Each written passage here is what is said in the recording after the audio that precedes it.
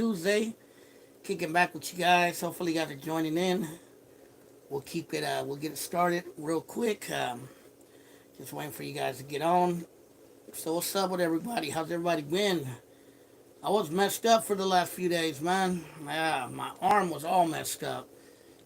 Thankfully, my arm's better now. That's why I didn't do a live with Jay on Sunday, even though I was here Sunday, but I was just all messed up that day. I was like literally bedridden. So hopefully you guys will be joining in. Want to see if more people come in. What's going on with everybody out there? This is Jose with Oakland Latinos United. I was messed up, man. My arm was messed up. I was like bedridden for a couple of days because I couldn't even move this arm, bro. But now it's good. You feel me? What it do? Shortcuts one. Press that like button if you guys are joining. But yeah, I was out of it for like the last 2-3 days. I injured my arm and I just could not move my arm. It was just like horrible, man. Luckily, it was just a pulled muscle. What's up, MacArthur Production? And I'm better now. I couldn't even do this. I couldn't even lift my arm this much. You know what I mean? Now I can lift my arm. I ice packed it with ice and took ibuprofen and went to the doctor, got it checked, and I'm okay. That's why I didn't do a live with Jay on Sunday or yesterday, because I was just kind of like in pain. I just didn't want to be making videos in pain, man. I was really badly in pain, like literally. So I was bedridden for like 2 days damn near because of it, because it hurt so bad, bro. Beat up Lakers. Oh yeah, I heard that. The Warriors did win today. Yeah, their opening game. Press that like button if you guys are joining. I got my I was wearing this hat earlier, my Warriors hat earlier. I'm gonna wear the hat for the win today. So press that like button if you guys are joining in. Hopefully everybody out there is doing good. So I wanted to make this video, this live feed today, live with Jay number 45, and I wanted to dedicate it to my homie who passed away last week, unfortunately. And I actually made a video with him, an interview, which you can see. I have it in my comments. What's up, Chicano Lifter? I have it in my comments on my YouTube. It's that was Juan Espinosa. I wanted to talk about Juan Espinosa, his legacy, and why it's important to remember someone like him, because he did so much for the Chicano Raza community back in the days, but yet nothing is known about homeboy. No books are written about him. Nothing, man. And I feel that I got to know him the last 10 years. He became kind of my historical mentor in some ways. I learned a lot of clecha, a lot of knowledge about the Chicano movement in Oakland, about what happened back in the days and how the Raza back then worked with the Black Panthers, stuff that you're never going to really hear because it's not written about. And homeboy was a wealth of knowledge, man, and I want to really dedicate this this live feed and talk about his legacy a little bit. You know what I mean? Because I feel it's important, because the Bay Area lost a true Chicano pioneer for sure. You know what I mean? And unfortunately, his legacy is not known. And it's up to me and people that know him to let his legacy continue and let people know who he was and what he did for the people in the Bay Area, in Oakland and Hayward back in the days, because most of his work was done in the town and in Hayward. You know what I mean? But yeah, he passed away. Unfortunately, his health wasn't that good. I know the last time I seen him, he came to my Dia de la Raza event at San Antonio Park. That was what, about 2-3 weeks ago. And hey, what's up, Cepeda? And he wasn't looking good. Unfortunately, he looked like his health was deteriorating. Unfortunately. And yeah, he ended up passing away exactly a week later after I did that event. Press the like button if you guys are joining in. And most likely it was over. I feel he died over, most likely natural causes. I don't see why he would have died of anything else. He was up there in age. And like I said, health-wise, he wasn't doing very good, unfortunately, the last times I seen him. But yeah, man, it's just someone that I want to remember and talk about his legacy, and I'm going to talk a little bit about him today, and you guys are going to learn who he is, and hopefully you guys get to watch the video interview I did with him. Thankfully, I did it before he passed away. I did it back in March. I did a 2-part interview with him, and it's in the community section of my comment section in my channel if you want to see it. I left a link to it. I might leave a link to it on here too when I'm done with this live feed. But yeah, it's just kind of a bummer that he passed away. I believe he was like 71. I believe 70 or 71, something like that. It was his birthday that week when I seen him the last time. That was about a week ago. Yeah, yeah, yeah, for sure. Was that the guy at San Antonio Park? Yeah, he was at San Antonio Park. You know what I mean? And yeah, I just wanted to talk about his legacy, man. What's up, Luis Ramirez? I want to talk about his legacy. And, you can see the interview, but I'll talk a little bit more in depth and some of the stuff we talked about in person. So Juan Espinosa told me that he was born in San Jose in the 1950s. I think early 1950s, you know what I mean? He was about roughly close to my mom's age because my mom was born in 49. And I believe he was born in like 51, 52, somewhere around that era. But press the like button if you guys are joining. But yeah, man. Basically, he told me that he was born in San Jose and he grew up in West Oakland. Back when West Oakland used to have a barrio, you know what I mean. A lot of people don't know that the original Mexican neighborhood was not in Fruitvale; it was in West Oakland, especially around like the area where the Acorns is today, like around Market and Seventh, all the way down to about Jacqueline Square, also up to about where I want to say like 7th and Clay Street. All that was like the original barrio of Oakland. So he grew up in that area over there. I think he told me he grew up on 7th and Filbert, something like that in that area. But yeah, he told me that basically oh, thanks, bro. It's an old school brand, La Tigra. That's like from back in the 80s. But basically he told me you got a chance to see him before he left. Got some knowledge from him. Yeah, for sure. So basically, he told me that he grew up in West Oakland as a kid. He told me that his dad used to be a promoter for, back in those days, there used to be a theater in West Oakland called the Star Theater. I actually posted something about it on my YouTube, I'm not YouTube, on my IG the other day. And the Star Theater was a theater that was located on 7th and between 7th, 8th, and Market, right where the Acorn projects are today. This was before any of that existed. And the Star Theater was a Mexican movie theater where a lot of Mexican families used to go to. They used to show Spanish movies from Mexico. But besides being a theater, they also used to do live shows there, and they would bring big bands like Antonio Aguilar and whatnot to perform there back in the days. So they would have dances there. They would have they would show Mexican movies. It was a very big place for the raza back in those days. Hey, what's up, Armando Reyes? Big place for the raza in Oakland back in those days. So Juan Espinosa told me that his dad used to be one of the promoters for the music there. He used to bring live acts, and I guess the owner of that theater was named Julio de Humano, something like that. Julio de Humano, I think. And he was Panamanian. And basically, like I said, this was the area where the raza used to live, and Juan grew up around that area. He told me that he went to a school that used to exist in West Oakland. It doesn't exist anymore. It was called School Tompkins. And he said that at the school, the teachers used to beat the hell out of you. And they were racist, too. That he used to tell his teachers, hey, what's up? What's up, Night Owl? He used to tell his teachers that his name was Juanito, and they would tell him, no, your name is John. And he would say, no, my name's Juanito. And he said that the teachers would smack him for saying his name was Juanito. They told him not to speak Spanish, that he had to speak English because this was America. So he told me that basically they were pretty strict at those schools back then, that the teachers actually used to beat your ass. You know what I mean? And many of you, I don't know if you know your Oakland history, West Oakland was destroyed in the late 1950s, early 60s when they did the urban renewal era, when they built the 880 freeway, and they built the BART, and they built the whatchamacallit, the big post office down there at the bottom of 7th Street. And they pretty much destroyed most of West Oakland. They destroyed most of the old Black and Raza neighborhoods, you know what I mean? Completely wiped it off the map. And the original barrio of Oakland pretty much doesn't exist anymore. No, not Ghost Town. This is more like the lower bottoms, closer to 7th Street.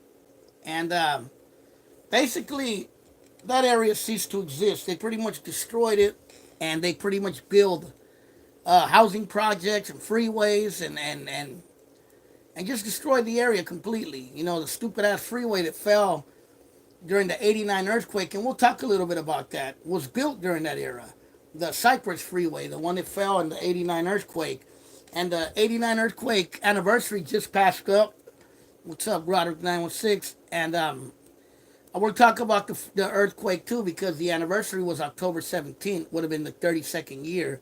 Same thing happened with Chicano Parker, and yeah. So basically, the old barrio was destroyed, and Juan Espinosa's family ended up moving to the 6-9 Bill. They put them into housing projects in East Oakland. And this is how a lot of raza ended up in East Oakland, around Fruitvale, Jingletown, and all those areas, and how a lot of raza ended up how a lot of blacks ended up in East Oakland too. In the 60s, man, one of my mom's sisters moved from the West End to East 87th Ave. Where in East Oakland? Yeah, man. Okay, yeah, 87th Ave. That's over there in the deep. I know what you're talking about. So Juan told me that basically he got involved during the Chicano movement in the 60s. He got involved in the Chicano movement because they killed Charles de Vaca, or Pinky de Vaca, and I made a video about that on here too. He was a young man, like in his 20s, and he got shot and killed by OPD, by Oakland Police, in 1968. And that's what sparked like the militant part of the Chicano movement in Oakland. You know what I mean? And basically, just like you got to remember, the Black Panthers were around. That was the time when the Black Panthers were born in Oakland. You know, West Oakland, North Oakland, Berkeley border area, South Berkeley. That's where the Black Panthers were at. So the Chicanos in East Oakland, Fruitvale area, started developing their own organizations. One of them was Latinos United for Justice, which is where I got the name Oakland Latinos United from. Another one was the Chicano Revolutionary Party, which is the group that Juan Espinosa was part of. And also we had the Brown Berets, you know, who had formed in East LA, but then they started a chapter in Oakland at the time. And basically, the group that Juan Espinosa was from, the Chicano Revolutionary Party, is a group that doesn't get talked about much in Oakland's history. And they were a group that they were supposed to be they were a militant group. They were supposed to be like the Chicano Black Panthers of Oakland, or the Chicano Vanguard, Chicano Revolutionary Party, yep, CRP. And they started working around Fruitvale. They had an office right there on the corner of Fruitvale and Farnham. There's a building that's still there. And they basically started doing patrols in the Fruitvale neighborhood against police brutality, similar to what the Black Panthers were doing. And not just that, they started working with the Black Panthers, and they formed a free breakfast program, just like the Black Panthers had, but they did it in the barrios of Oakland. They did it in Jingletown, on Fruitvale and East 16th, and they also had one in West Oakland at St. Mary's Church over there in downtown West Oakland border area. You know what I mean? Off of, what's that? 7th and Clay, I think? No, 7th and Jefferson, I believe. One of those streets over there in downtown West Oakland. But, yeah, basically the CRP, you know, they did a lot of things. The only difference, they had tortillas, probably. You know, the CRP, they started doing a lot of work in the community. They actually took over a building, supposedly. I was still playing Hot Wheels. They supposedly took over a building in East Oakland, I think over there off of Foothill and Crosby. And basically they took over a building because a slumlord owned it. And it was a building of mostly brown and black people. They took it over and refused to pay rent till the owner fixed up the building. And the building's still there. It's that big-ass building right on the corner of Crosby and Foothill Boulevard, like by the old big old tires, kind of like 35th. But they took over that building because the landlord was a slumlord. You know what's a slumlord? A slumlord is a landlord who doesn't take care of anything. He lets things get destroyed, doesn't pay the bills. He doesn't fix the plumbing. He just runs it like a slum. That's why they call it a slumlord. And besides that, they have the free breakfast program. They patrolled the streets of Oakland. They did security for a lot of events in Oakland, as did the Brown Berets. You know what I mean? They did security for the Chicano moratorium. They did us during his they should yeah man yeah they did a lot of patrols in Oakland. They did security for the Chicano moratorium. They did security for various other protests around Oakland and around the Bay Area. They protested police brutality. They got accused of bombing a police car on the corner of Fruitvale and East 14. You know what I mean? In 1969, I think, or 1970, something like that. And just a lot of things. And Juan told me that, yeah, the free breakfast programs. But Juan told me that basically the FBI would fuck with them, and especially with him. Said they had accused him. I rent a house for 25. Yeah, it's expensive out there. He told me basically that he started the police, that the FBI brought him in and accused him of being part of another group called the CLF, the Chicano Liberation Front. He told me that he got harassed a lot of times by Oakland police. He got harassed by, he got kicked out of Castlemont High School because he was in Castlemont High School.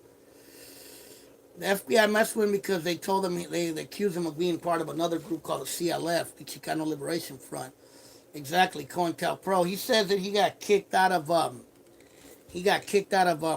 he, according to what he told me he got kicked out of Castlemont High School in East Oakland. He said at that time Castlemont was predominantly a black school, and but there was some Chicanos, and he said that they did a Chicano student walkout against the Vietnam War, and they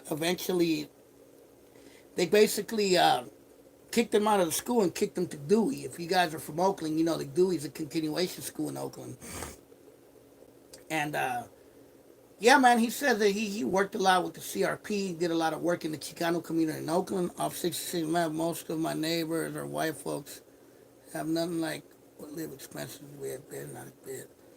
But yeah, man, so basically, he told me that he got kicked out of the school, and he continued doing work. And yeah, Cointelpro, he says that the FBI and the OPD did mess with them, but then he told me there was also a lot of infighting within the group. And that's what kind of basically kind of broke it away. And then, you know, the Chicano movement in Oakland started dying down once the drugs started coming in, you know, which, you know, it's probably not a secret that the government probably brought a lot of these drugs in. You started getting a lot of heroin. You started getting a lot of crack, the cocaine, the crack epidemic, you know, gangs. All that stuff is kind of what killed off the Chicano movement of the 60s. What kind of infighting? He just told me, like, there was differences. He didn't get too much into specifics. He just says there was differences with some members of how things should be ran, and be little beefs that were created. You know what I mean? But yeah, heroin was the first drug that really was pushed into Oakland, even before coke. You know what I mean? I mean, if you look at Oakland history, there was the first big drug dealer of Oakland was Felix Mitchell, and he was a heroin dealer. You know what I mean? He wasn't a coke dealer. He was a heroin dealer. He was known for selling heroin. So heroin was the drug that they pushed into Oakland to neutralize groups like the Black Panthers and the Brown Berets and the Chicano Revolutionary Party and all that.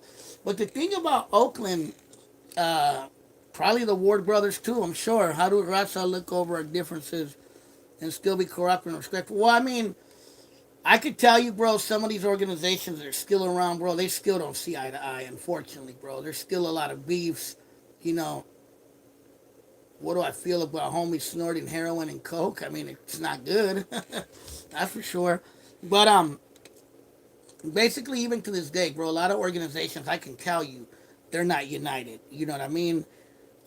There's still a lot of groups that have the attitude of, I'm more woke than you. And I'm pretty sure that's kind of the kind of stuff that was going on at the time. Press that like button if you're joining in. But the thing that's amazing to me about that era, particularly that Juan Espinosa was alive when he was young, was there was so much radical activism in Oakland back then. I mean, you had the Black Panthers, you had the Weather Liberation Front, you had the SLA, the Senegalese Liberation Army, you had the hippie movement going on in Berkeley and in San Francisco. You had the white leftist movement going on in Berkeley, the radical movement. You had What else? You had the Third World Liberation Strike in Berkeley, which was Chicanos, Native Americans, blacks, and Asians got together and protested UC Berkeley. You had the Chicano moratorium. You had La Raza Unida Party in Oakland. I'm talking about groups that were in Oakland. In San Francisco, you also had Los Siete La Raza, which is I'm gonna make a video about them one day. There were 7 Central Americans who were accused of killing a cop in San Francisco in the Mission District. You know what I mean? So there was a lot going on in the Bay Area back then as far as like radical movements. You know what I mean? And the Chicano Revolutionary Party and various other groups were a part of that movement that don't get talked about, unfortunately. And that's why I have made it my mission to talk about these groups and keep the people informed, because it has to be known. You know what I mean?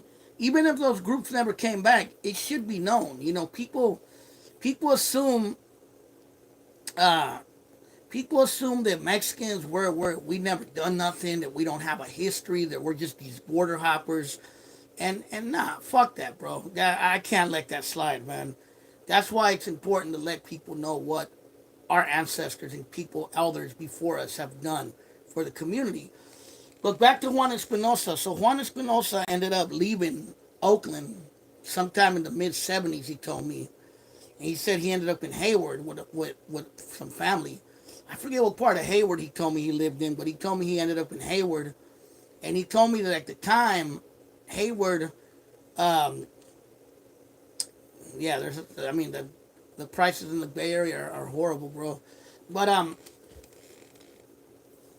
but anyway, he was telling me he moved to Hayward, and in Hayward, he seen that there was a big war between I think he said Yolo Street and the Dakota Head Stompers, which was the old Dakota gang. And he said around the time also, that's when in Dakota, a guy named Alberto Terrones was killed by the Union City Police, supposedly for stealing a ham from a Lucky's. Can you believe that? And there was a small riot in Dakota, and the chief of police of Union City, he came to Dakota to try to calm the situation down. And supposedly when he went into a church, a Catholic church, where they were holding like a meeting, a special meeting, some snipers shot him, killed him. And according to what I read, the snipers were members of the Brown Berets that had went underground. And one was from Oakland, one was from, I think, Dakota, and another one was from San Jose. And yeah, if you guys read that, you guys can look it up. It's on Google. Look up William Cann. William Cann. William Cann of the Union City Police Department. And you'll find hella stuff about it, about the shooting of William Cann, how he got shot by the Brown Berets. And this happened in Union City, in the Bay Area, you know, right next to Hayward, not too far from Oakland. So, you know, this was a radical time. You know, Juan told me that the police in Hayward used to harass Raza, you know what I mean? That there was a lot of gangs around, like 8th Street, Campo Ramos, South Hayward, West End Hayward, where homies from. And he said that he told me something about that some dude was doing a program, and he didn't like the way they were doing it at, I think, Ohlone College in Fremont, I think, something like that. He told me, and then he took over the show, and that show ended up becoming Barrio Expressions, which is a show he did for many years. And Barrio Expressions was a show that he did in and around Hayward, Union City, Fremont, San Jose, Oakland, San Leandro. So he basically showed the East Bay about the Chicanos and Raza in Hayward and in the East Bay at the time. And he interviewed gang members, he interviewed community people, you know, he showed police brutality, you know, he showed a lot of different things. And if you look it up, you could look up Barrio Expressions. It's on YouTube. You can see little things of it. There's little bits of it about Hayward, and they show like Oakland, they show like Dakota, they show a lot of different barrios back in the late '70s, early '80s. And he told me that he had did the show, I think, from the mid '70s to the mid '80s. So if you're from the Hayward area, from back in that era, you might remember that show. It was called Barrio Expressions. You know what I mean? And also, another important thing is that Juan Espinosa some of them probably were. Why doesn't Oakland get mentioned? The history of Norte, like other cities in North Cali. Well, that's a big question. The Chicano history of Oakland doesn't get mentioned, and that's one of the reasons I do this event. That's why I'm telling you about this history. So, where was I? So basically, he told me that also he was part of the Chicano moratorium in L.A. and that he was the bodyguard for Corky Gonzalez. Some of you might know who that is. Some of you might know who that is. Rodolfo Corky Gonzalez. He was an activist from Denver, Colorado. He was part of the Crusade for Justice. Can you guys hear me? I see that it paused, but it's still going. I think you can hear me. Can you guys hear me? Let me know in the comments if you can hear me. Okay, I don't know. It paused. He'll probably come back too. But yeah, he was. Oh, there we go. He was part of the Chicano moratorium in Oakland and in L.A. And he told me that he was the bodyguard of Rodolfo Corky Gonzalez, which he was a famous. Uh, he was a famous Chicano activist at the time from the Crusade for Justice in Denver, Colorado. He's the one that wrote the famous poem "I Am Joaquin." If you guys ever get a chance, you could look that up on YouTube. There's a lot of various versions of it. Pretty dope poem. But he did a lot of work with the Chicano community in Denver, Colorado. But he would come to Oakland a lot to speak, and every time he would come to Oakland, the Chicano Revolutionary Party, including Juan Espinosa, would do security for him. And they also did security for him in L.A. when they had it in L.A.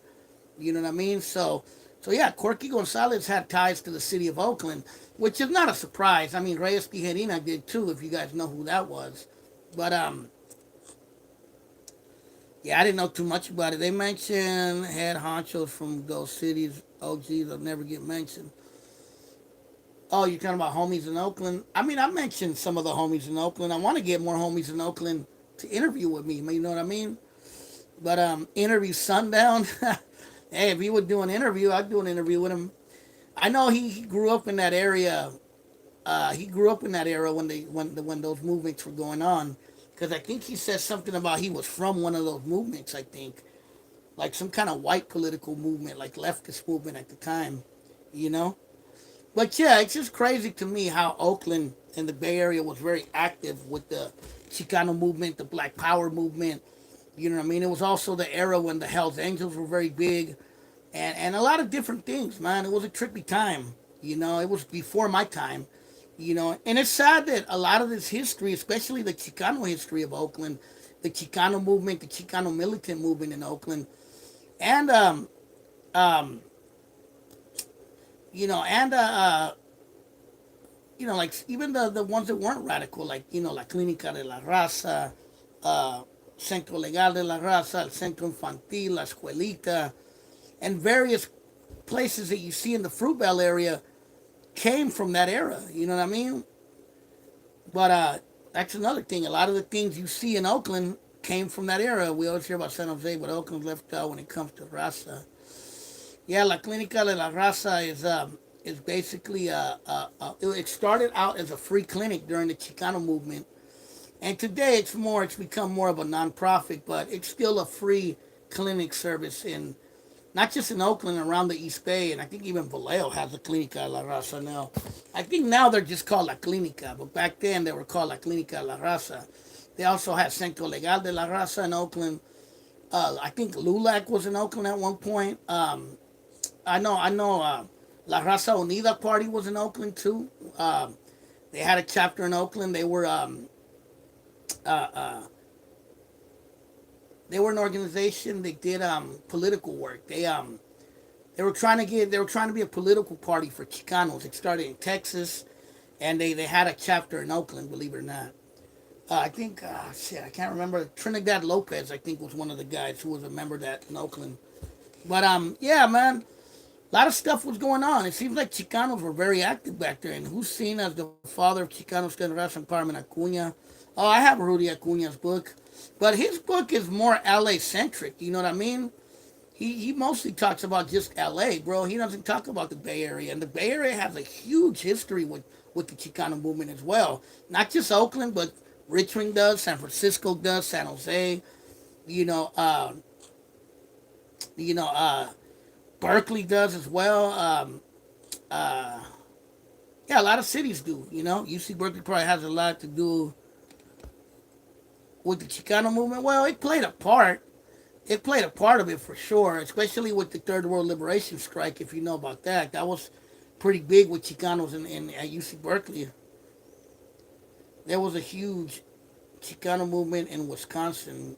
Yeah, I gotta watch that video you sent me. I was watching part of it, but I'm gonna watch the rest of it. Yeah, man. I mean, most of the Bay Area that had raza back then, bro. Hayward, Oakland, Richmond, San Francisco, the Mission District, San Jose, Dakota. The Chicano movement was going on there as well. You know what I mean? For sure. You know, the Chicano movement now is soft. They made it into something else. I mean, there really is no Chicano movement now. It's the Latinx movement, I guess. You know what I mean? It's not the same as what it used to be. That's for sure. And the priorities aren't the same either. You know, back then it was more about liberation of the people from racism and from being an underclass.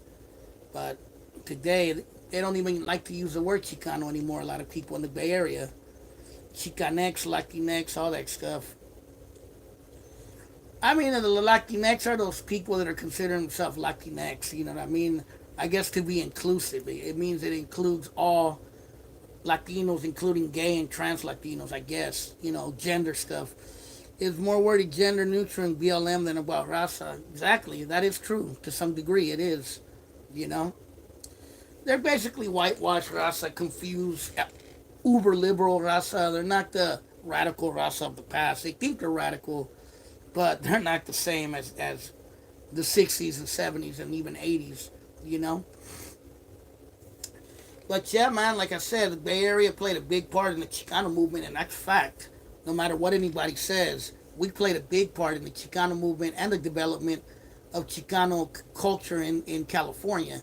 It just never gets talked about. That's why people don't know about it. It's just always about LA, East LA, everything about Mexicans. It's only in East LA, nowhere else. Just LA and fuck all the rest of the rest, I guess. That's kind of the narrative, basically, it seems like.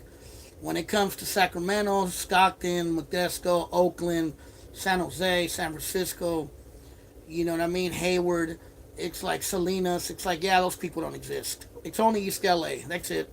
And I'm not making it a North or South thing, but I mean, seriously.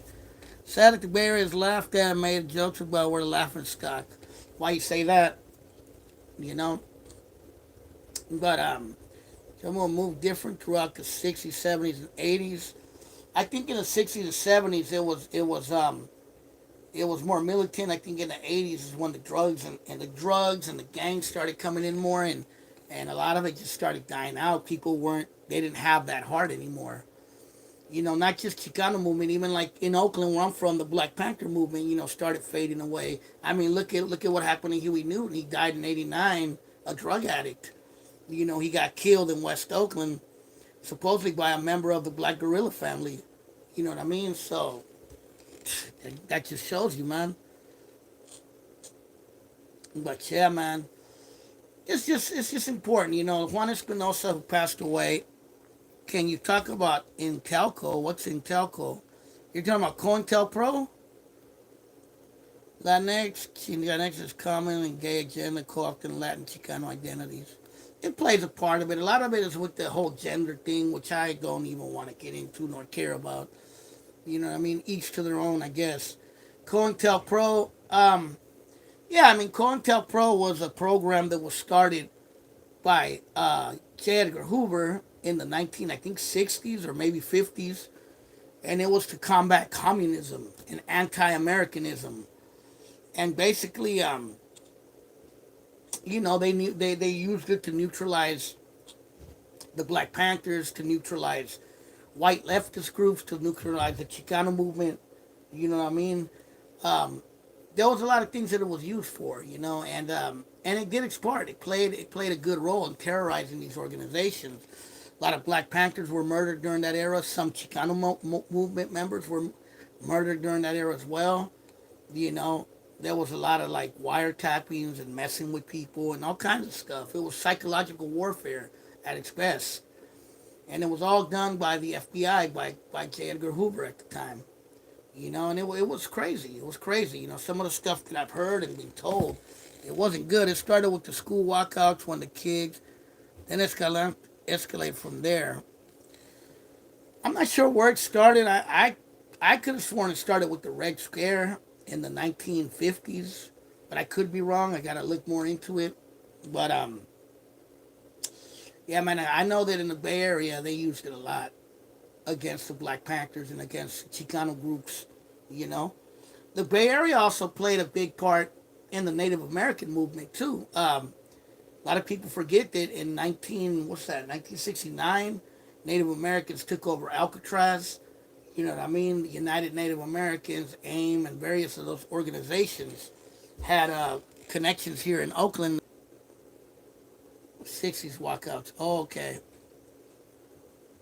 What do I think about Chicano communists? Well, I mean, there was always socialist and communistic views in it. The Brown Berets weren't too much into it. They were more Chicano nationalists. They believed in creating a Chicano nation.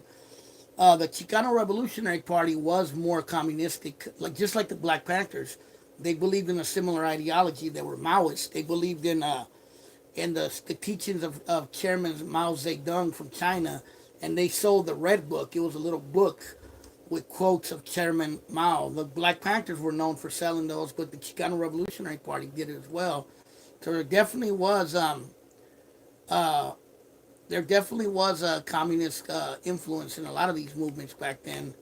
Chicano Liberation Front sounds communist.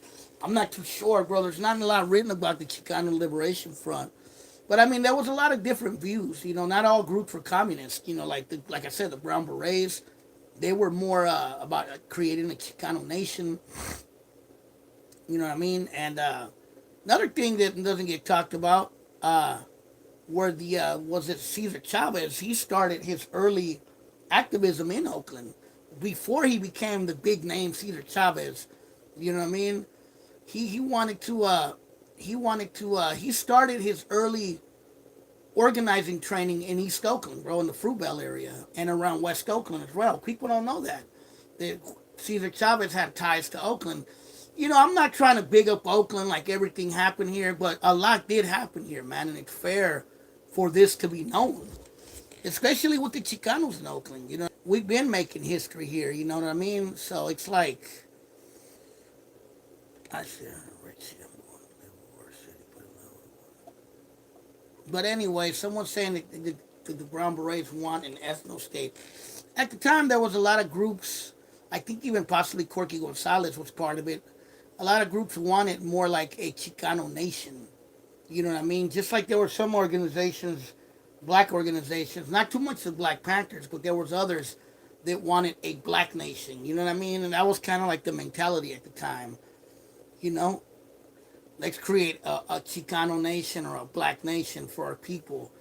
What that meant, I never truly understand if it meant to actually create an actual nation or it was to create a community. It's hard to say, you know what I mean? But I know that a lot of the Chicano movement was big on that, on the Aslan and retaking Aslan and the Chicano nation and all that kind of stuff, you know what I mean? But yeah, that was big at the time. But then, like I said, there were some groups that were more communistic. They were more into socialism, more into stuff like that. You know, it was a mixed bag at the time. It was a crazy time. You know, from what it seems like, it seemed like there was just a lot of groups. And you know, another thing that's crazy about the Bay Area, a lot of motherfucking psychos came out of the Bay Area, like Charles Manson. You know, he was hanging around the San Francisco. You know what I mean? Taking advantage of the hippies.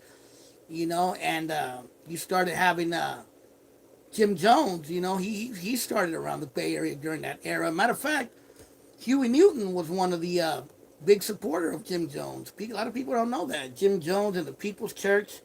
You know what I mean? Yeah, the Zodiac Killer, that was around that time as well, out there in Vallejo. Most of those killings happened in Vallejo, Napa area. I think a couple murders happened in San Francisco too. Supposedly they said they know who it is now, but I don't know. You know, what I mean, they're claiming it was some dude from Modesto or something like that, but I have no idea. Originally, they had said it was some dude from Vallejo named Arthur Lee Allen, I think was his name. You know what I mean? But now they're saying it's some other vato from like Modesto or something like that. Yeah, the guy, and they just linked him to hella crimes. Yeah, I haven't read too much on it, but I heard something about it. You know what I mean? Vallejo had like one. What do you mean? Vallejo had a couple of killings, I think, with the Zodiac killer. Mostly like in the Vallejo Hills. But yeah, man, that was a trippy time, man. I mean, I wasn't alive then. That was around the time when my parents first came here to the United States. You know what I mean? And yeah, it seemed like it was a pretty crazy time. Nah, he wasn't from Santa Rosa. He was from Vallejo. Yeah, it was a big crime case when you were a child. Others that you remember. When I was a child, me personally, the one I remember was Richard Ramirez. That was a big one. When uh, Richard Ramirez, a Night Stalker, when he killed people around LA and then he killed a few people in the Bay Area. I swear to God, I am not even gonna lie to you, bro. Me and my homie remember this. We could have sworn we seen Richard Ramirez in our hood, bro. You know what I mean? We could have sworn we seen him, bro. I could have sworn I seen him on Peterson Street, right off of East 7th Street. It looked just like him, bro. And then my other homie claimed he seen him by the Fruitvale Bar, bro. I swear to God, bro. I don't know if it was him, bro, but it looked like him. That's all I could say. And even my other homie seen him around the same time, bro. You know what I mean? That was around the time when he was hiding out in the Bay Area. The case was given to the judge that sentenced him. Yeah, there was that one, and then there was another one that doesn't get talked about a lot. You know what I mean? There was does anybody remember Ramon Salcedo? Ramon Salcedo was the guy who was from like Santa Rosa area, like Sonoma, Santa Rosa, and then he killed his whole family. He was a Mexican dude. He uh he killed like his wife, he killed his kids, and then one of his kids survived. And he killed his wife's sister and mother. So he killed like 7 or 8 people. And his name was Ramon Salcedo. Yeah, it happened like in a farm, I think. But it happened out there by Santa Rosa, Sonoma area. And then they found him in Mexico. He took off and went to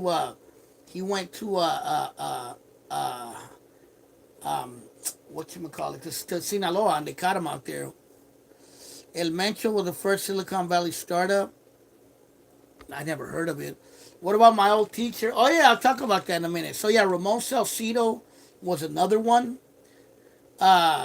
In Sacramento, there was that crazy ass lady they arrested because they said she buried hella people in her backyard. Her name was, and this was around the same time as Ramon Salcedo. Her name was, what was her name? Dorotea Puente. She lived on F Street in downtown Sacramento in Midtown. And she supposedly killed hella people and buried them in their backyard. Like she killed a bunch of old people to collect their social security checks. Yeah, true shit, bro. I remember that too. And what was the other one? Yeah, I did have this crazy ass teacher. So when I was staying out in Sacramento, uh, Sacramento had a lot of Sacramento's been known for having serial killers. I remember when I first moved to Sacramento, they had arrested this dude named Eric Royce Leonard. Look it up. He was a guy who went around shooting people at different businesses in Sacramento. I remember I moved there around the time when that happened. I was living there, and that was like 92, 93, something like that. They called him the Thrill Killer or something like that. And what else happened back then? And I had this teacher, this crazy ass teacher when I lived in Sacramento. His name was Robert Castorena. We used to call him Mr. Castorena. He supposedly was a war veteran, and I always knew something was off about that dude. And then like When I moved back to the Bay Area, I found out that he ended up killing his wife, stabbed her to death, and then he threatened his kids to not say anything. And the kids were living there with the dead mom in another room the whole time, bro. Fucking lunatic motherfucker. He got caught in Mexico too. He tried to escape and got caught. He was killing the Bay also. Crazy guy, yeah, man. A lot of crazy shit back then, man. A lot of crazy stuff that was going on. But those are the ones I kind of remember, bro. What's my favorite cumbia band? You probably never heard of them. They're called Gaiteros de San Jacinto. That's more like traditional cumbia with flutes and drums. That's my favorite because they're more traditional. Modern band, I would say. There's a few, bro. Too many to name. Lisandro Mesa's one. Uh, and the king of cumbia, of accordion cumbia, Andres Landero. That's OG cumbia. But yeah, man. So many crazy things. But I shit you not, bro. I could have sworn I seen fucking. Do I remember the OJ? Yeah, I'll talk about that in a minute. I remember. I swear I could have sworn I seen that motherfucker Richard Ramirez on Peterson and East 7th Street in Oakland. Yeah, Policarpo Calles, though. The biggest gang in the Bay Area? It's hard to say, man. I mean, Norteños are pretty big. The whole Bay. Maybe homies. Homies are big. Uh, some of the black gangs are pretty big, too. I don't know a particular one. Willie Colon, Hector Lavoe. Yeah, but that's more like salsa. Willie Colon and Hector Lavoe. I like salsa, too. I like Hector Lavoe. I like Grupo Nietzsche from Colombia. I like a lot of them, man. A lot of different music. Not just rap. I like a little bit of everything. You feel me? That's just me. But yeah, man. So I just wanted to honor the legacy of the homie Juan Espinosa, and that's why I made this video today, this live, because I wanted to honor him. He was a Chicano elder who passed away, man, and yeah, Anisecto Molina's dope. And he did a lot of work for the Chicano community. It's a shame that he's not written about or he's not in any history books. And, maybe one day I'm going to write a history book with him in it. You know what I mean? And that's facts. But, yeah, man. As far as the O.J. Simpson case, yeah, of course. That case was everywhere, bro. We heard about it out here. I remember the day that he was going to be sentenced. I remember the black kids at the school saying they were going to riot if O.J. Simpson was found guilty. I don't know if that was really going to happen, but I just remember supposedly them saying something like that. But I remember that. I remember when it happened. It was a big deal. It was on the fucking news all the time. And yeah, I remember. I hate to say this, bro, but the day I swear to God, I shit you not, the day that O.J. Simpson got released, bro, I hate to say it, I got arrested for the first time ever in my life, bro. The first time in my life. That was 1995, bro. I got arrested at gunpoint, bro. It was scary, to say the least, bro. But I was being a little pendejo, hanging around with the wrong crowd at the time. And yeah, man, I learned a valuable lesson that day. You know what I mean? But yeah, that was the same day that O.J. Simpson got out of jail. The whole verdict came down. Tank, that's some shit. The L.A. riots, I remember that. I remember the Oscar Grant, when Oscar Grant got killed in Oakland. But yeah, I remember the 92 riots, but that didn't really happen to affect the Bay Area as much. I remember they had a few protests out here, and I think they had like a small riot in San Francisco. And yeah, it was mostly LA where that happened. Do I think OJ was bigger than George Floyd? It's hard to say, because there were different situations. You know what I mean? I would say Rodney King, yeah, was something similar to George Floyd. I would say they kind of go in line. But OJ, it was a kind of a different situation. It wasn't really a racial situation. It was more like he killed his wife. What about that fucking weirdo that killed his wife in Modesto? You guys remember when that happened? Uh, what, Lacey Peterson, Scott Peterson, remember that? I remember when that happened too. I knew that that motherfucker killed his wife, bro. You know what I mean? Who the fuck goes out? Who the fuck goes out fishing on on Christmas Day on a boat in the middle of nowhere, bro, in Berkeley, way the fuck from Fresno? You know what I mean? I mean, not Fresno, from Modesto. But yeah, that was a big case too. I remember, and you would hear even here in the Bay Area, they actually found her in Richmond. They found her body in Richmond, right off of the point, somewhere off of Point Isabel, I think. Remember when Quebradita bands took over? Oh yeah, fuck yeah. That was what, like early mid '90s. That whole banda craze. It hit Oakland pretty hard. I remember at the Eastmont Mall they used to have the big banda dances where the old Mervins used to be, if you guys remember that. And there was also Club Flankers in over there by the Coliseum. There was a lot of that. That whole banda scene was big out here in the Bay Area with Mexicanos for sure. The Quebradita and all that crap. I remember that. I will admit, the girls were dressing nice back then. They were looking sexy, some of them. But yeah, but that's when that whole cowboy look was really big. With a lot of paisas and Mexicanos, you feel me? That was a different time though. But yeah, there was a lot of them Cabralita bands out here in the Bay Area.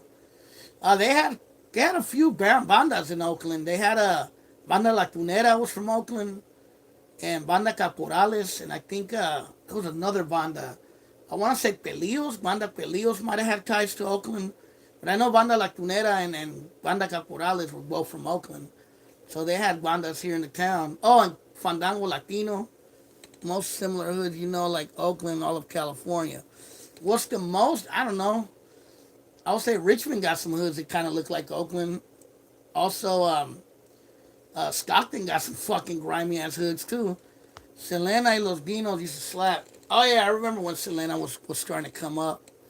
Los Tigres del Norte. Hey, did you know Los Tigres del Norte started in San Jose? A lot of people don't know that. They're from the Bay. But yeah, man. Look, during the Banda era, a lot of that like Tigres and stuff like that wasn't as big. The Banda thing had taken over a lot of that stuff. It's kind of like how reggaeton when it became popular. What about Sacramento? I would say, I don't know, the Gardens, Del Paso Heights is kind of ghetto. Some parts of Oak Park. I don't know Fresno, bro. I couldn't tell you. I've only been there once, so I don't really know their hoods like that. So I could not tell you. Yeah, reggaeton is the whole new thing, bro. I don't know. It's not my cup of tea. Some of it's okay, but I'm not too familiar with it. You feel me? But yeah, West Modesto. Yeah, I've been to West Modesto. Yeah, it's kind of hood over there. But yeah, man. So hopefully you guys enjoyed today's live. Is there any other things you might want to throw into the conversation or anything you want me to talk about? Throw it in the comments before I get off. It's kind of getting late, so I'm gonna get off pretty soon. Leave it in the comments. Anything you want me to bring up, talk about, mention, or you know what I mean. I know I've been kind of lagging lately on YouTube, and that's my fault. I was just really busy. And like I was telling you guys, my arm was messed up most of the weekend. I couldn't even move this arm, bro. It was horrible. I had a horrible pain. I pulled a muscle, bro, and it was just, it was horrible. I felt like my arm was going to fall off. So I didn't do a live on Sunday because I was just in pain. I didn't want to get on here with my arm all, you know what I mean? I couldn't even really sit up. What makes me proud of being from the Bay Area? I think being different than the rest of Califas. I think having our own identity and having the strong history we have, bro. And, you know, face it, when you're from the Bay, you're always different, bro. If you're born and raised in the Bay Area, you're always going to be different than the Valley, than LA, than any other place, bro. You're always, it's just a unique thing being from the Bay Area. I would have to say, bro. You know, and I'm pretty sure people in other places might say the same thing about their area. But, you know, especially being a Chicano from the town, from Oakland, East Oakland, Califaslan, you feel me? Even being a Chicano from Oakland, bro, that's an anomaly in itself. You feel me? And that's real talk, you know, because we have our own experience. And even though our experience is no different than people from LA, people from Chicago, people from Detroit, people from other cities, you know what I mean? It's still unique, you know? Ain't no place like the Bay. Ain't no place like the town. Ain't nothing like the town, you feel me? But I would say that's what makes me proud to be from the Bay Area. Especially me knowing the history of struggle of our raza in Oakland, bro, and in the Bay Area. That makes me even more proud to be from here, bro. You feel me? And each part of the Bay is unique, yes, sir. Every city has its own style. You know, Richmond has its own vibe. Vallejo got its own vibe. San Jose got its own vibe. You feel me? Hayward, you know, Dakota, Redwood City, the Mission, what's left of it at least, you know. Even the Valley, you know what I mean? As I get older, I get difference in positive. I notice a difference in a positive gap. What do you mean? I think the East Bay different from the rest. Somebody said Oakland is the center of the Bay. Oakland is the center of the East Bay for sure. EPA, East Palo Alto, yeah. I can't forget about them. And then, you know, what about Concord, Pittsburgh, Antioch? You know, that's all its own thing too, bro. Even Livermore. There's even barrios in Livermore. It's hard to believe as that is. You feel me? But yeah, puro West Coast coast. West Coco, yeah, man. West Coco County, Richmond, San Pablo, Pinole, all that shit. Hercules, Crockett. You know what I mean? A lot of raza on San Pablo and Richmond, though, I gotta admit. A lot of raza out there. Especially on 23rd, you know. All that shit. It's all raza over there. You feel me? But yeah, man. To me, just being from the Bay is just unique, bro. It's different, you know. A lot of people don't expect you to be from the Bay Area. You know, when I go to other cities, bro, you know, they assume that when I go to other states and I say I'm from California, most people assume I'm from LA. And then when I tell them, no, I'm from Oakland, I'm from the Bay Area, they kind of trips them out. Or they trip out of the way I talk, because I've gotten this a lot in other states. Oakland guys always cry when you're not mentioned. Why do you guys copy my city, Detroit, and pretend to be from here? Who copies Detroit? I don't copy Detroit. That's probably them new school motherfuckers. Napa Valley is the only city who unite norteños and sureños. Really? I know that Detroit has what? Southwest Detroit? That's where the Mexicans are at, right? Mexican town. But yeah, but I've been to the Midwest. I've been to Chicago. I've been to Kansas City. I've never been to Detroit though. I've been to Kansas City, but you know the thing that tripped me out in other states is they when I tell them I'm a Chicano from from uh from the Bay. Oh no, when I tell them I'm a Chicano from California, they tell me two things. They assume I'm from LA, and then they trip out because I don't talk like, hey, what's up, dog? I'm from LA, Holmes. You know, they expect me to talk like that. And they always tell me that. They always tell me, you talk different. You don't talk like most California Mexicans I meet. I've gotten that from a lot of people in other states, bro. I don't know if you guys have, but you know what I mean? A lot of people think Too Short and the Dangerous Crew when they think of Oakland. Yeah, or MC Hammer or the Loonies or, you know, various others from back in that time. But yeah, Too Short for sure is a name that comes into people's mind when they think about Oakland or the Bay. Hey man, but getting Too Short says Detroit. It's like Oakland. LA Mexicans talk different now. I heard that they're trying to copy the Bay now. California wants to be like Chicago. Really? I've heard that before.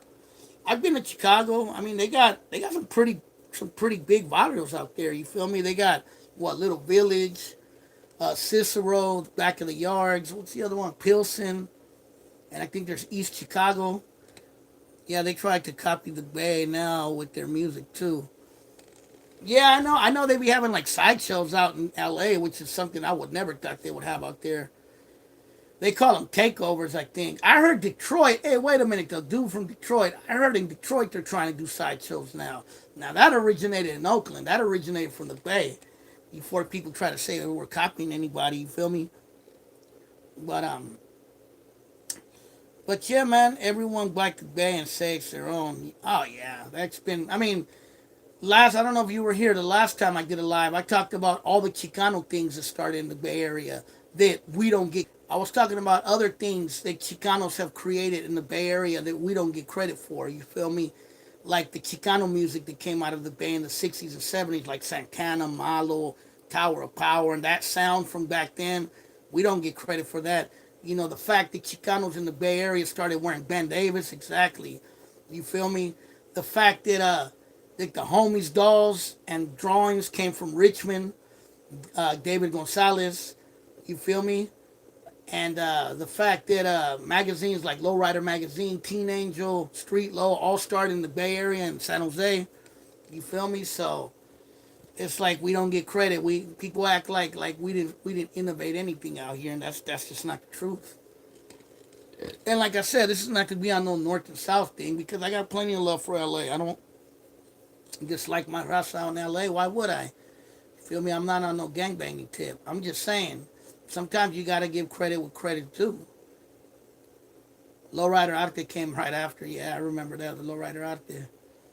But yeah, it's just sometimes you just gotta give credit where credit's due. That's all. That's all I'm saying. I'm not saying that we're taking anything away from anybody else or whatever. It's just sometimes you gotta give credit where credit's due. Same thing like when I talk about Chicano history of Oakland. You know what I mean?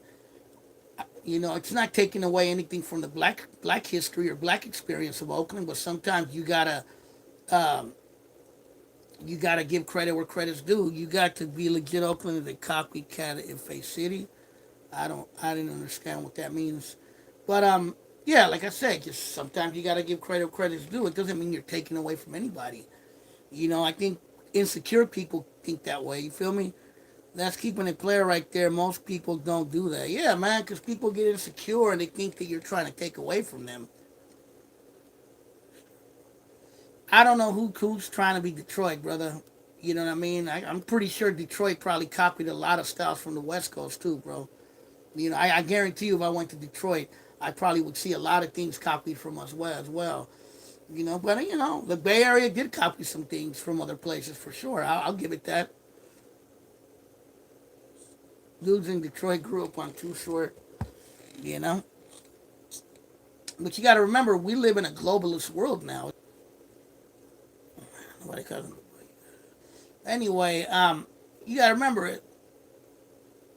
Yeah, Eminem was trying to copy the West Coast for sure, and he's from Detroit. You know, Isham, he was from Detroit. He copied a lot of things from the West Coast. B12 too.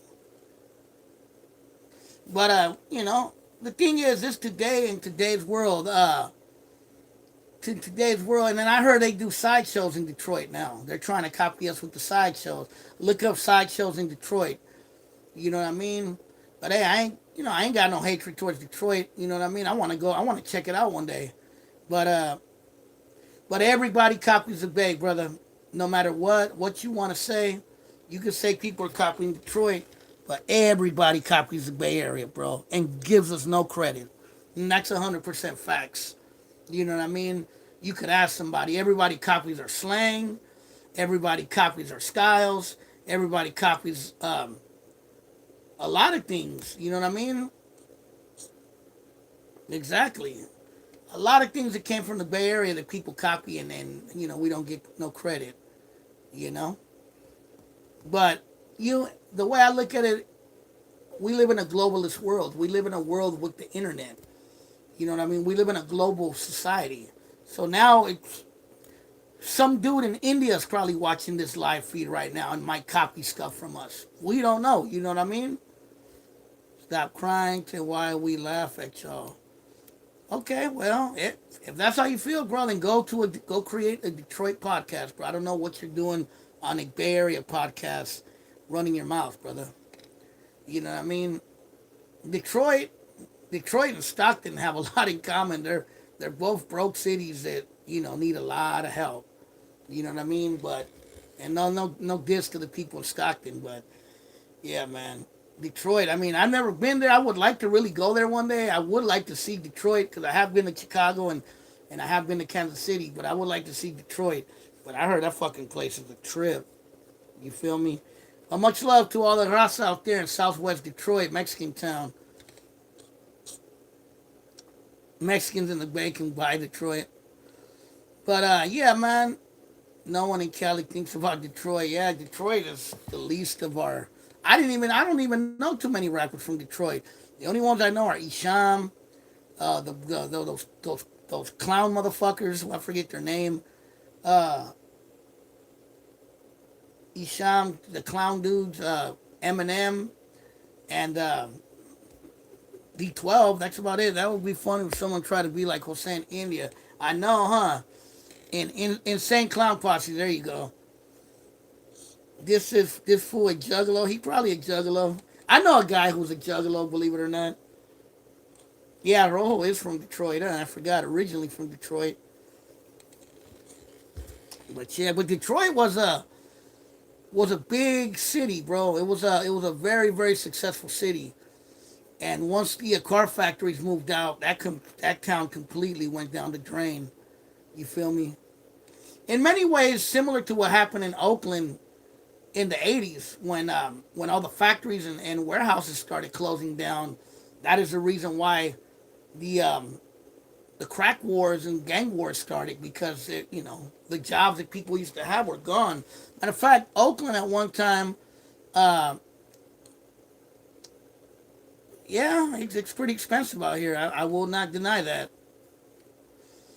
But basically, in the '80s, I think a lot of similarities to what happened in Detroit happened in Oakland in the '80s and '90s. You know,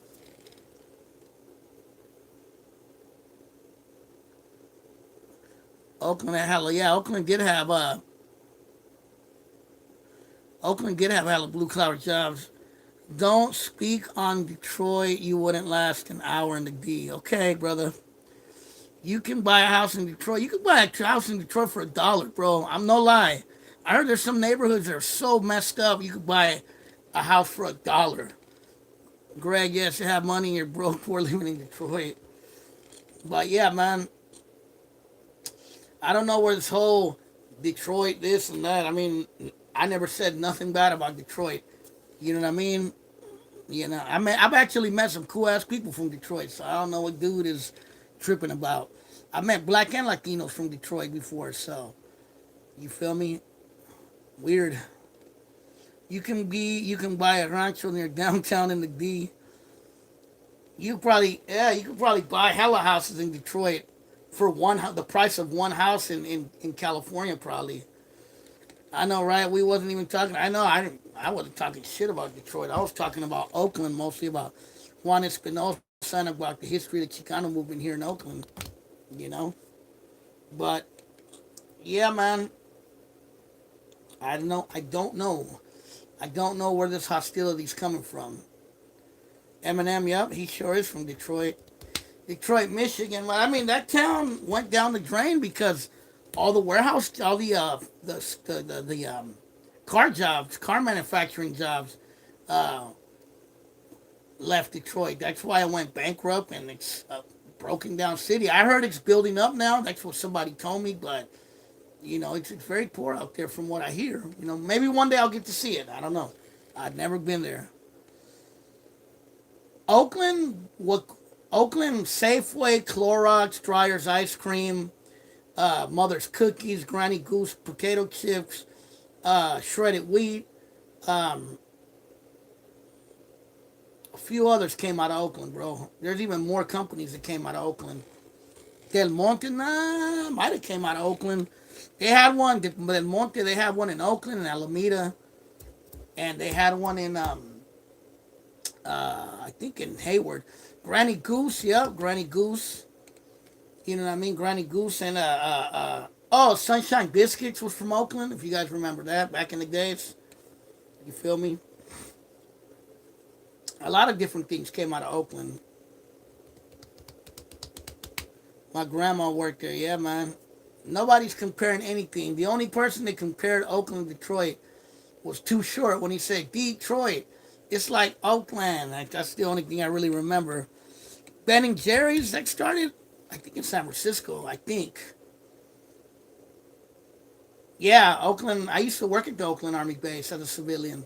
I worked there for 3 years as a janitor, bro. Right there in West Oakland. That was from 98 to about 2001, I think, or 2, something like that. No, 2. So 98 till 2002. You know what I mean? Too Short got robbed on 7 Detroit. Everything bad happened in Detroit.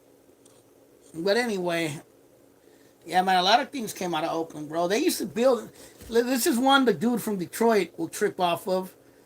You know what I mean?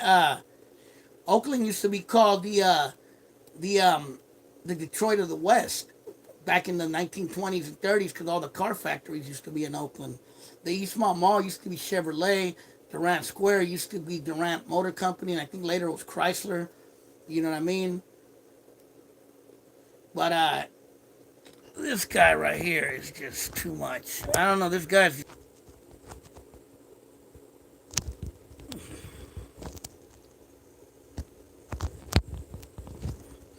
Yeah, I have to put him on timeout, blocking him for a minute because he's just trolling too much. I don't give a shit about what you think about me or what I have to say. It's just stupid. You know what I mean? I think Greg is like there. He probably 13 or I don't know. The thing is, he says that Oakland has $1 million homes. It does, but you'll still get your cap peeled in Oakland if you come out here running your mouth. You feel me? That's just real talk. You know? Think about it.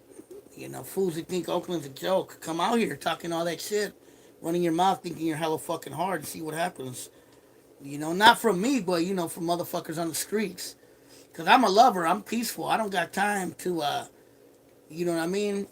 I don't got time to be fucking acting like I'm hard. You know? You worked with who at the... Hold on. I want to read that message. I worked with a homie from 15 Kubat to Danny Army Base. One tweet after work. Yeah, I remember I worked there for a couple of years. A lady in the hills? Where? In Oakland Hills? I didn't watch the news today. But, yeah, it's been a lot of fucking homicides in Oakland this year, bro. There's probably like 100 and probably close to 120 now, probably. You know? Yeah, I didn't get to watch the news today. It's been pretty rough. You know? But yeah, man, I'm about to get off this. Hopefully you guys enjoyed this live feed. I'm gonna try to do one on Sunday again. I gotta make some new skills, man. I just been really freaking busy lately. Like this arm injury had me out for a few days. You know, had me out of it. But I'm feeling better now. My arm's a little better. You know what I mean? Don't let his words block him. You're basically saying he's speaking the truth. So shut him up.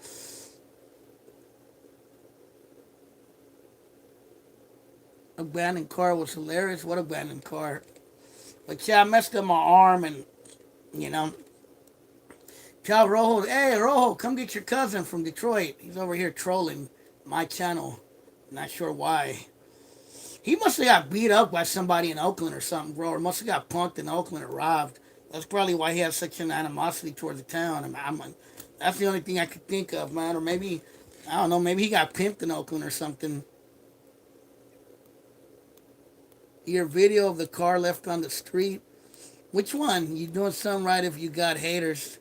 Detroit racial rights sixes cause exodus called white flight. Yeah, but the white flight happened everywhere, bro. It happened in Oakland. The Black Panthers and all that, there was white flight when all that happened. You know what I mean? The Chicano movement and the Black Panthers. All the white people left Oakland. People forget Oakland used to be majority white before the 1960s. So, you know, that just happened everywhere. Sacramento, it happened too. Oak Park was mostly white. And then all the white people left when black and brown people started moving in. You know? Same with Richmond. Richmond was mostly white too. You feel me? And when blacks and raza started coming in, you know? But yeah, I'm about to get off this, man. Oh, yeah. I remember. The car crash. I remember. Oh, gracias, Mike Wallace. I remember what you're talking about. You're talking about the car that was left on MacArthur. Yeah, like the scraper. Yeah, man, I've seen that. I've seen that shit so many times in Oakland, bro, where cars were crashed and just left right there on the side, bro. I've seen that. I don't know how many times I could count the times I've seen that, bro, in Oakland. It's unfortunate, but it's a sad reality in Oakland, bro. People are just ghetto as fuck out here. That's all I could really to keep it 100 with you, bro. I've seen that more in Oakland than I even seen in Richmond, bro. Because I used to live in Richmond, and I don't remember seeing too many abandoned cars like that. They were left after someone crashed them. I've seen that a lot in Oakland, though, where people just smash into a pole or smash into another car and they just leave. What's up, brother? Man, I'm about to get off. My friends moved to Oakland. They said 100 times grimy than Oakland. Oh yeah, Detroit. Um, Same thing with I think Stockton is probably more grimy than Oakland, bro. At this point, you feel me? But Oakland's pretty grimy with all the homeless encampments and shit. You feel me? Everywhere. But hey, y'all, I'm gonna get off. Hopefully, you guys like this live. Probably gonna get some sleep. I gotta wake up in the morning. Gotta go do some things. And yeah, man, I'm gonna try to make some more spills soon. Oh yeah, yeah, I believe it. But I'm about to get off this, bro. I'm kind of tired. Do a spill on the Hell's Angels. I don't know too much about them, bro. You got to be from Oakland. But yeah, man, I'm about to get off this, and I'm gonna talk to you guys later. I'm a little tired actually, but it was a good spill. I'm gonna try to make some more spills and definitely keep my lives. That's the one thing I haven't let die off. I keep doing my lives. I like talking to y'all about different things, teaching y'all. You feel me? But I'm about to get off. Be safe, man. And Chicano power to the people.